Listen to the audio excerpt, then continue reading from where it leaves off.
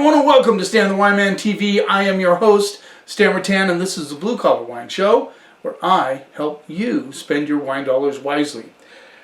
It is Drink for Washington. It's Washington Wine Month. March is the original Washington Wine Month. They now included August, which I now get behind. I resisted for a long time, but why not? You know, I live in Washington. I love Washington wines. I love wines from all over the world. Don't get me wrong. I'm not biased to just Washington wine, but I do firmly believe that some of the best values you'll find domestically come from Washington State. I mean, we just have some great wines that are really priced well, and we have some good examples here today. And I thought it would be very appropriate to kick off my review of Washington wines. Now, I'm not going to spend the whole month doing that. I know I will have quite a few episodes featuring Washington wines. But for now, we're going to just start off with Terra Blanca, my Winery of the Year for 2021. The way I do it is at the end of the year, I pick a Winery of the Year. So in 2020, it was Barnard Griffin. I did quite a few episodes about Barnard Griffin wines. And now in 2021, it's Terra Blanca. So the following year, I spend that time promoting that winery, writing articles, and so forth. I plan on taking a trip over to Eastern Washington to interview Keith Pilgrim, the winemaker and owner at Terra Blanca. But let's get started off right away. I've done a few episodes about Terra Blanca. You know that he owns his vineyards up in Red Mountain, and Red Mountain is one of my fave appellations in Washington State. And he owns his vineyards, which enables him, when somebody owns their own fruit, it really helps them to keep the price down. And I think Keith not only keeps the price down, he keeps it way down, and I appreciate that because we can enjoy his wines at a very, very reasonable price. So let's get started off right off the bat with the Terra Blanca Triple Threat, Red Mountain 2018. Great vintage. I've talked about 2018 being one of the better vintages in Washington State. Amazing thing about Washington State, they have a lot of great vintages. The two vintages I can think recently that were not good, but now the wines are tasting great, is 2011 and 2017. But 11s, if you can get your hands on them, they're really, really starting to come out. So this is a triple threat. Obviously, if you think triple threat, you think 3 grapes, right? So this is 58% Cab, 23% Syrah, and 19% Merlot. $17. So you get Red Mountain fruit for 17 bucks. I think it's pretty cool. Sorry I have the cork in them. I had them open for a while. I just put the cork in because I had to go do a project before I shot this episode. Alright, so let's see what we get here. Triple threat. Cab, Syrah, Merlot. So really fairly dark. I mean, this is pretty dark. We're talking about ruby dark. Dark. Let's see. Oh, but you can see through it a little bit. Let's see what we get on the nose. Kind of a candy-esque currants. Getting some blackberry, boysenberry. A little bit of plum as well. I just get a kiss of orange citrus. Let's see what we get on the palate.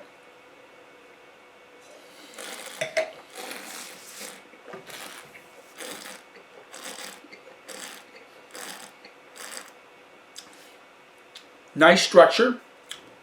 Love the tobacco notes that come through with the currants and boysenberry. And not as much plum as I got on the nose, but a little bit, just a kiss of plum.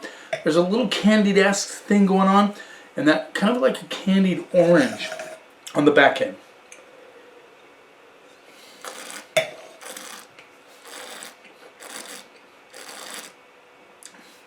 Solid tannins, but very approachable.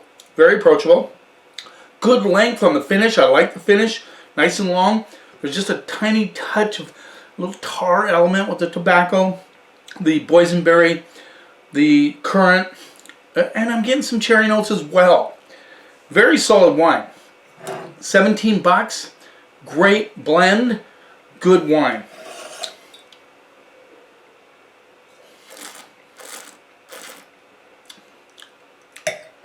Yeah, nice balance, very seamless.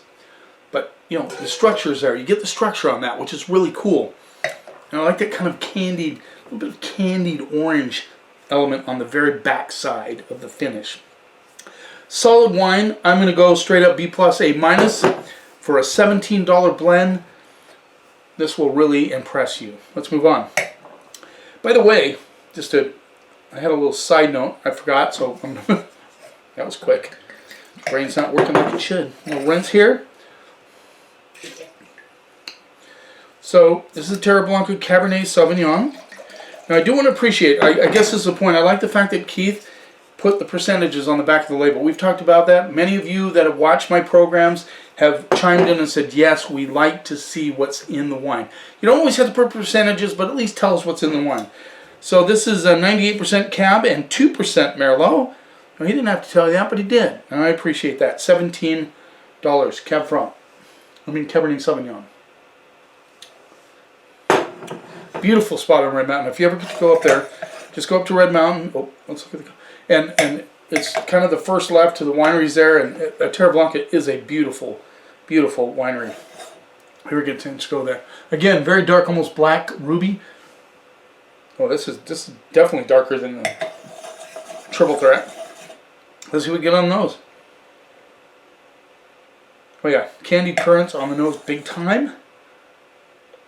I'm getting a kiss of tobacco for sure. I don't know why, but I just, blueberry comes to mind. Keith is going, where are you getting blueberry? I don't, just, mostly currants, tobacco. I'm getting a little like a wilted rose petal on the nose as well. Yeah, Red Mountain's fruit rocks. I mean, it really does. And in fact, make a comment. How many of you really like Red Mountain wines? I mean, I love them. You know, Walla Walla gets a lot of press, gets a lot of attention, but I think I like Red Mountain wines a little bit better than Walla Walla. There's some great Walla Walla wines as well. Of course, Horse Heaven Hills, you got a great appellation, Yakima. Of course, this is kind of a sub-appellation of Yakima Valley. So currants, tobacco, I get a little hint of raisin on the nose as well. Let's see what we get on the palate.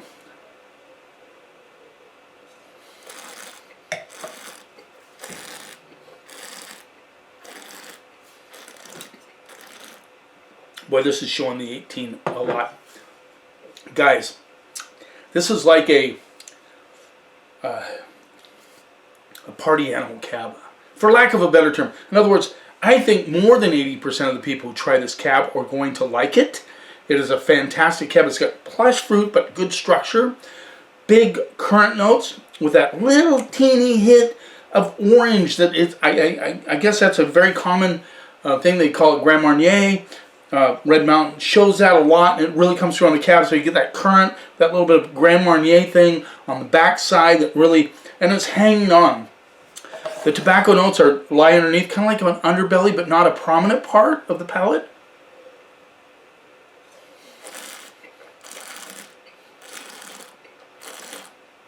Nice fresh acidity, like good food wine, but boy, I'm telling you, those currant notes, almost Amarone-ish.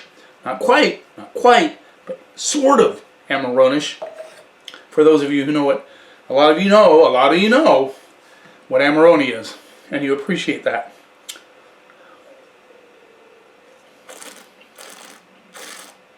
Nice expansion on the mid palate into the finish where you get that kind of Grand Marnier thing going on the back end. Beautiful cab. I'm going to go straight up. For 17 bucks, I'm going to go A on that. Just straight up A. Okay, now we're going to go to the flagship wine. I was going to do this one all by itself, but then I thought, this is a good time to do it. You notice I have a decanter.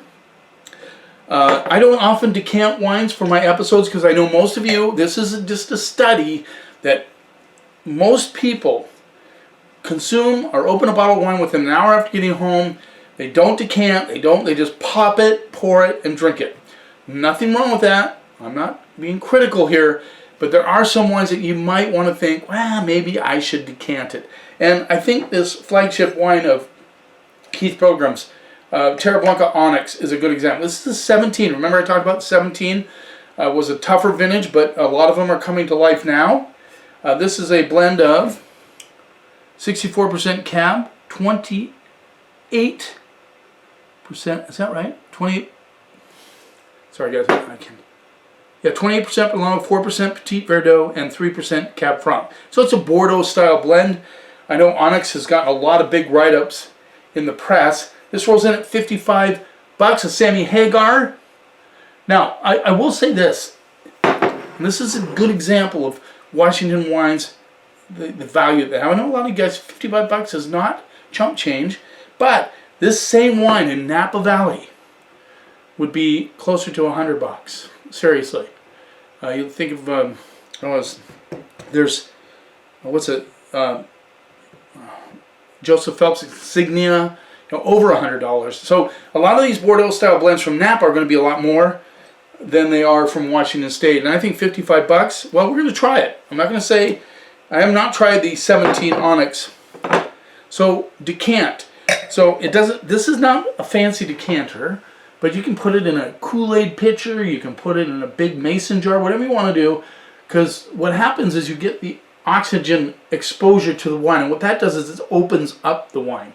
Now, if you had an older vintage, let's say, for example, let's say you're opening something in the 70s or 80s, you wouldn't decant it for very long because that oxygen now becomes an enemy because it deteriorates wine quick because it's an older wine. But when you have a 17, you see, you want to decant it. Now, this has been decanting for over 2 hours. So I'm really curious to see how it's going to flesh out. I think that when you spend this much money on a bottle of wine, I think it might be a good idea to decant it. Bordeaux's are good decanting wines. You know, when you start getting above 20 bucks, always a good idea to decant those wines. Like I said, it doesn't have to be anything fancy. You can do the Molly Duker shake. I'm going to do a decanting episode. I've already said that, but you just pour a little out in the glass. You put the cork back in, you shake it up because you just want to get that oxygen churning in the wine, which helps open it up. Yeah, you notice I'm chintzy on the rinse right there. Chintzy on the rinse. 2017 Terra Blanca Onyx. This is really, he's proud of it. He has his name written on the, yeah, see right there. Keith Pilgrim, right there on the label. Yeah. All right. So this is predominantly Cab with a pretty good amount of Merlot, Petit Verdot, and Cab Franc. Oh, 1% Malbec. I missed that. 1% Malbec. Very, very dark. Again, like black ruby. Yeah, same color as the Cab. Let's see what we get on those. Definitely currant notes, but there's immediately I got a branchiness, kind of a, you know, like twigs and branch, which you would get from Cab Franc. Cab Franc, it's a very aggressive grape. I mean, it can go either way, but, you know, it is one of those grapes you don't have to put very much in to see the results. Yeah, that branchiness comes through. Currant notes, a little bit of tobacco, getting a bit of chocolate and a little bit of licorice as well. Let's see what we get on the palate.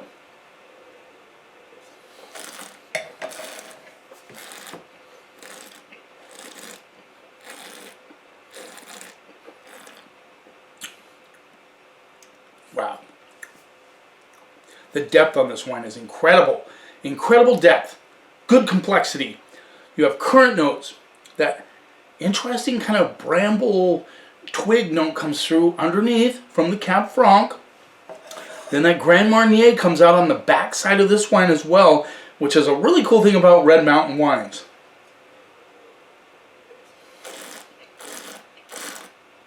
Big time chocolate hit on the mid palate. Good structure. The tannins are definitely firm, but they're very approachable. I like this wine. You know, you don't get a grip on the tannins, but you know they're there. They kind of have a little attitude, especially right on the top of the mid palate into the finish. But man, oh man, guys. I mean, we're talking 55 bucks. Once again, I appreciate that's a lot of money, but you start looking into other blends from places like Napa, you're going to spend more than that. You're going to spend, I think, a wine of this caliber, easily over 100 bucks from Napa. So we're very, very fortunate to live in Washington State and have these values.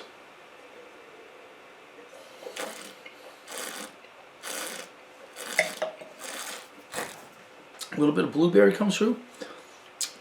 I'm even getting slight notes of raspberry. Currant. A little grip on the tannins. The backside tannins are very approachable. This has a lot of life left in it, guys. Nice fresh acidity. This begs for a steak. Absolutely, lamb would be beautiful with this wine. Yeah, very, very good. I'm going to go AA+.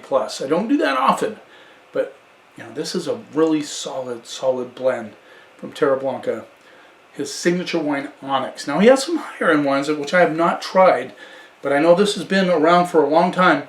In fact, when I visited the winery a couple of years ago, my wife and I, a year and a half ago, he brought out a few older vintages of Onyx, and we're like, wow. So this baby will age 10 to 20 years. Absolutely, and it'll only get better.